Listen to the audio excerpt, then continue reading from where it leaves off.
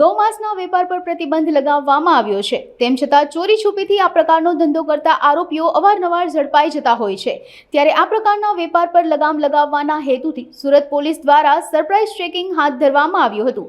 પોલીસના ઉચ્ચ અધિકારીઓ દ્વારા તેમની ટીમો સહિત એકસાથે અગાઉ પકડાયેલા શકમંદ ઈસમોના રહેણાંક સ્થળો તેમજ કતલખાનાની સંભવિત જગ્યાઓએ સરપ્રાઇઝ ચેકિંગમાં ઉતરી આવ્યા હતા। ચેકિંગ દરમિયાન કોઈ ગુનાહિત પ્રવૃત્તિ ચાલતી હોવાનું જણાઈ આવ્યું હતું તેમજ આવનારા દિવસોમાં પણ આ પ્રકારનું ચેકિંગ તથા રેડ કરવાની કાર્યવાહી સતત ચાલુ રહેશે। આજરોજ ઝોન 2 વિસ્તારના લિંબાયત પોલીસ સ્ટેશનમાં કોમ્બિંગ ખાસ વિશેષ પ્રકારનું કોમ્બિંગ હાથ ધરવામાં આવેલ।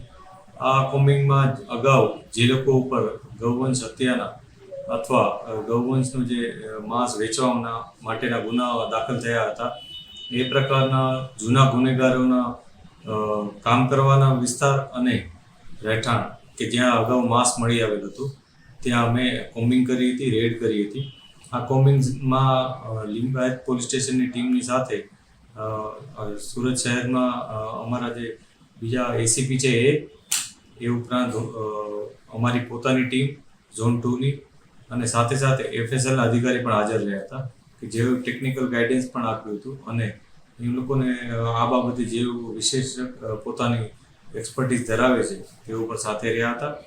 આ સમગ્ર બનાવમાં અમે સંયુક્ત રીતના એક કોમ્બિંગ કર્યું હતું। તમામ જગ્યાએ તપાસ કરી હતી। હાલ કોઈ એવી કોઈ ગેરકાનૂની વસ્તુ કે ગેરવ્યાજબી વસ્તુ મળી આવેલ ન હતી, પરંતુ લોકોને અમે અપીલ પણ કરી હતી કે આવી કોઈ પણ વસ્તુનો કોઈ સંગ્રહ ન કરે અથવા આવા કોઈ પણ ગૌવંશની હત્યામાંનો કોઈ પણ બનાવ ન બને એની તકેદારી રાખે। જે પણ નિયમો છે, જે પણ કાયદો છે, કાયદાની મર્યાદામાં રહી અને કામગીરી કરે। પોલીસ આ બાબતે તેઓને અપીલ કરી હતી।